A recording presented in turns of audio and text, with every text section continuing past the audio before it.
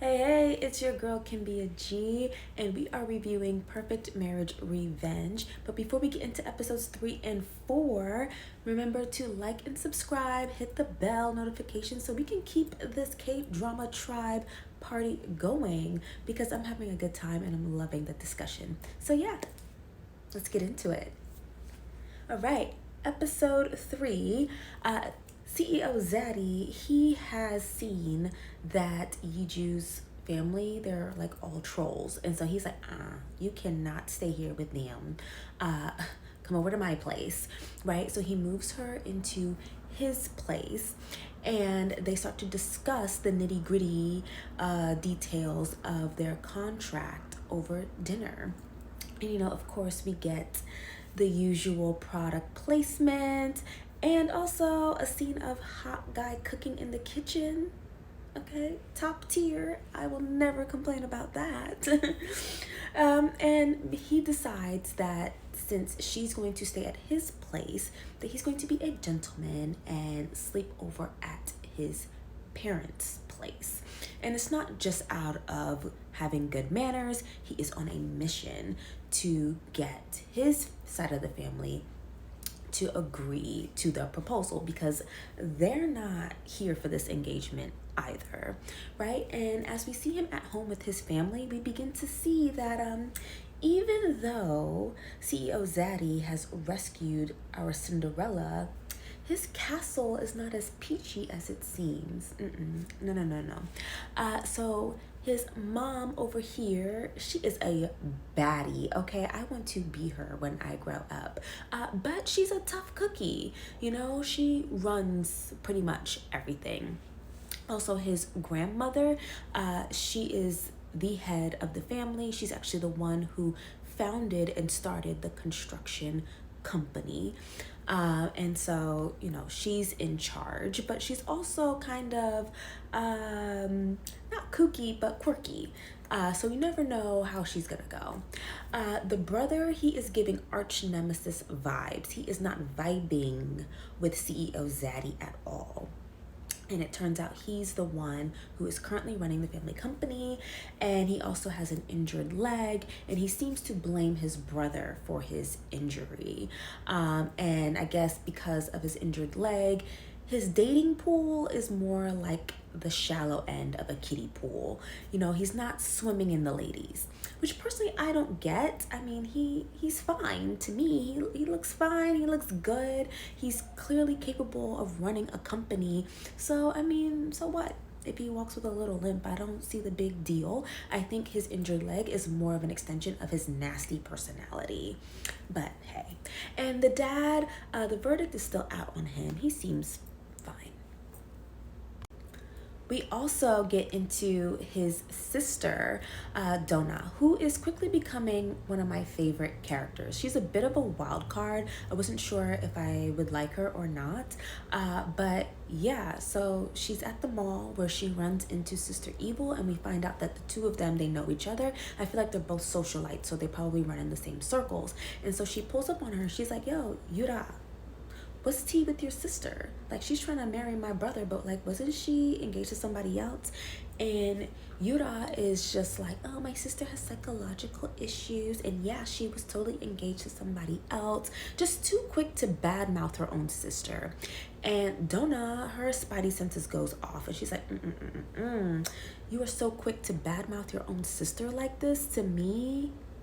I don't trust you. I'm going to trust my own judgment because as long as she's not a pick-me like you, I might rock with her. And I'm like, yes, I stand an independent-minded queen. So far, Donna, I rocks with her. And during the same episode, Yi-joo meets back up with her childhood friend, reporter girl, because she's trying to impress Mama over here. And so the reporter girl, who is, I guess, her niece, is giving her the drop. She's like, look, you got to pull up to this cooking class where my auntie goes. And so Cinderella pulls up to the cooking class and she tries to bribe the instructor with a painting to gain like admittance into this class. But the instructor's like, no, no, no, you good. Just don't cause no drama. And actually, I'll buy your painting. And this ends up being Yi-joo's very first sale as a painter. I have a feeling this is going to come back later on in some sort of significance, but we shall see. But anyway, since she pulled up on Mama here at the cooking class by surprise, Mama then turns it on her and surprises her by having an impromptu meeting with Yi-joo and yoo-ra at the same time. And at this point, I am loving this show because, again, the pace, it's not wasting any time. It's giving and it's serving and it's bringing confrontation and meetings between different characters. And I'm loving it. I'm loving that it's not wasting any time. But anyway, in this meeting, the mom is facing off with both yoo-ra and Yi-joo. And honestly, Yi-joo shines, right? She shines. She's like very direct to the point, and she does it without lying. And I love that. And, you know, CEO Zaddy, he pulls up, you know, by coincidence on this meeting and whisks her away. He's like, just trying to put his mama in her place, like, yo, you need to chill. And the mama's like, wait, what did I do? You know, and I kind of understand where it's coming from because they have a lot to protect as their family, and it does seem to be moving really, really quickly. So I don't find an issue with the mom meeting with both sisters, especially when Yi-joo pulled up on her unannounced. She should be able to return favor. So I find that the mother, I don't know, I feel like things are gonna go well with her. Like she's gonna have some sort of like character arc, and maybe she and Yi-joo will start to see eye to eye soon. We shall see. But anyway, this meeting but anyway, we do see that Yi-joo left an impression on Mama because Mama just pulls up to the house. First of all, I mean, yes, your parents can have a key to your house, but shoot, she just lets herself right on in, and she runs into Yi-joo at her son's place, and they have a little like chat, and surprisingly, Mama agrees to meet with her side of the family over here, and she seems to be putting a condition on this. And later we find out that the reason why she's agreeing to proceed with the marriage arrangements is because she wants Yi-joo to convince CEO Zaddy to come back to the family business. Remember, he started his own interior design company and stepped outside of the family business, so she is hoping that Yi-joo will convince him to come back into the fold. And we'll see how that goes. I don't think he'll like being manipulated in any kind of way, but we shall see. And then before episode 3 closes out, we found out that Yi-joo was actually able to meet up with her grandfather. And so when she went to visit him in like this nursing home or whatever, it seemed as though he was icing her out, didn't want to talk to her, but she was able to get in, and it seems as though he was feeling a lot of guilt over her adoption and the way how she was treated as a child, and is now coming around. He gives his blessing for this union to happen and is actually becoming an ally in Yi-joo's corner. So now pretty much all of the family has agreed to this union except for Sister Evil and Mama Wench over there, and it's just time for both of these families to meet as we move into episode 4. All right, episode 4, the two families are meeting. The Taeja family is hosting the Han family. And again, I love the pacing. It's moving right along. And we get to see the two matriarchs of the family really face off. We got Boss Mama over here.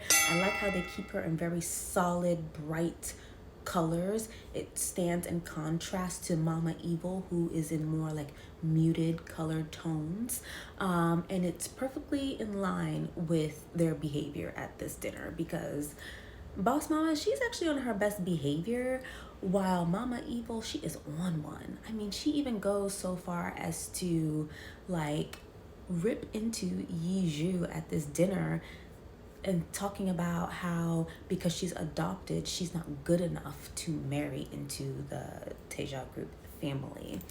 And Boss Mama actually steps up and checks her for her insensitive comments.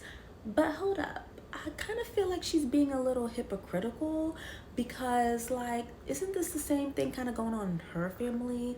Because do-guk's older brother is not her biological son. And we see her scheming to make her biological son, do-guk, head of the family business, right? She doesn't want him to continue running his own separate business. She wants him to come back and, I assume, overtake his brother to, lead the Taeja group family business. So I'm like, I don't know how to feel about you.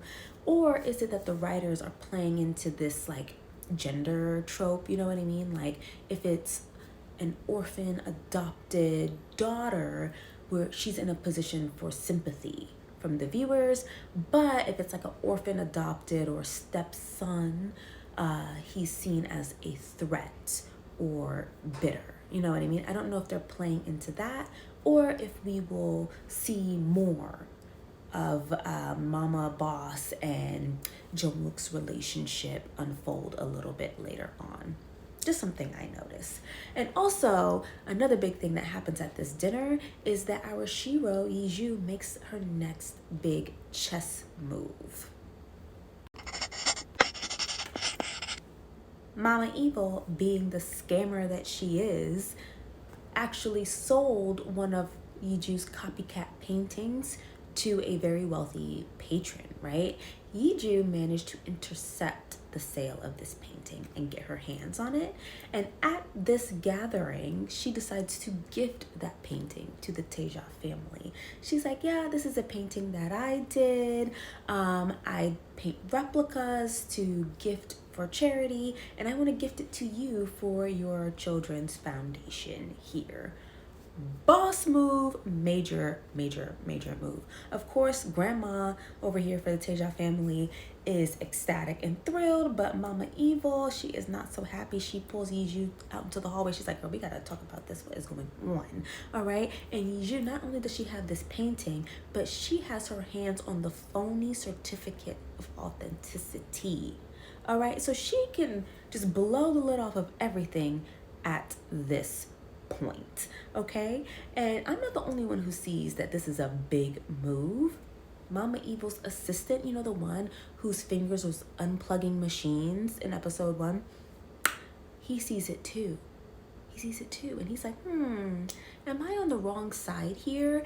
And throughout the episode, we see his loyalty to Mama Evil start to crack as he considers switching sides to, maybe support yi-joo. We'll see how that goes. But yeah, yi-joo made a major chess move here. To me, if you have the certificate of authenticity, you can prove that your mom has been scamming people, wrap it up. The show is over.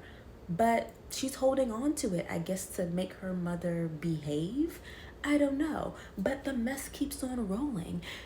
We get to see Sohyuk, fiance turd face. He faces off with CEO Zaddy. And CEO Zaddy is literally his CEO. Like, he's Mr. Turdface's boss. And it's, how embarrassing. Like, your boss is dating your ex-fiance. It's so embarrassing, but do I feel bad for him? Nope, that's what he get. But he's feeling all salty, and he decides to team up with yoo-ra to have a little scheme of their own. And he pulls up on yi-joo in front of do-guk's house, and he pretty much drops a bomb on her and tells her, like, yo, your new man, he ain't who you think he is, okay? Like, he's tried to unalive someone before in the past. And so she's on guard because of that. But again, the mess just keeps on rolling. the youngins aren't the only ones with some drama, okay? The old heads got drama too. We see Grandma Teja meet up with Yi-joo's grandpa at the senior citizens place. I think that's where they meet up. And we see that they know each other from back in the day when they used to do business together. And he was scheming and ran off with her money. And so now he's just trying to give her some money back to, encourage her to be accepting of his granddaughter. And she's like, boo boo, I am rolling in the money. I don't need this. Okay, success is my middle name. Keep your little money you thought you were stealing from me. I know that's right. I think I like her. Now we get to brother Jung-wook acting a fool. I'm telling you, I love the pacing in this show. A lot is going down in episode 4.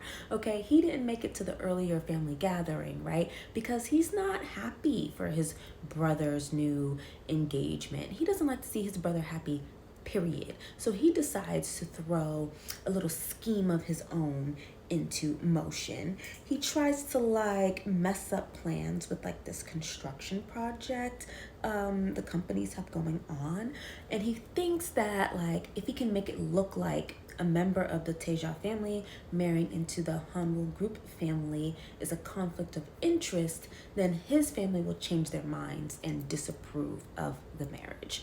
Well, nice try. So far that has not worked.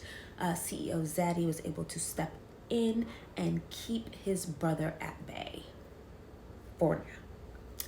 And then because both of them have just had enough with their family, we see our two main squeezes seeking refuge in each other, right? They're supposed to have this loveless contract marriage, but you can tell that when they're together, especially at do-guk's home, they're at rest. They find peace in each other. And we get another cute scene of them making dinner. You get the good old K-drama trope with the lady, she can't reach for something, and then the taller guy squeezes up behind her to get it for her. Yeah, I peeped that. That was cute. And, also do-guk, he is trying to get to know yi-joo more, but she still has her guard up because she's on a mission. I'm telling you, it's money and revenge on her mind, like gin and juice, and she will not be distracted. But anyway, we end episode 4 with seeing some of do-guk's trauma, right?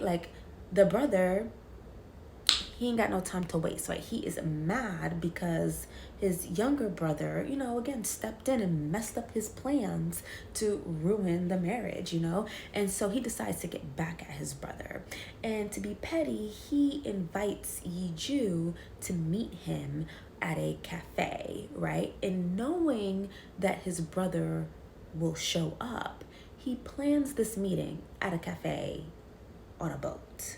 All right, so do-guk arrives to this boat and he can't get on it. He cannot cross this water. He cannot get on this boat. He has a panic attack and breaks down. And we're starting to see that maybe there's some truth to what fiance Turdface told him earlier. Remember that he possibly tried to unalive someone, and that this person he tried to unalive is possibly his brother Jung-wook, and so that's why they have some kind of rift and bad blood going on. So yes, episodes 3 and 4, I enjoyed it. Lots going on, great momentum, great energy. Some things here and there where I'm like, we'll see how it all plays out. But overall, I'm still loving this show. What about you? I'll see you in the next one. Bye.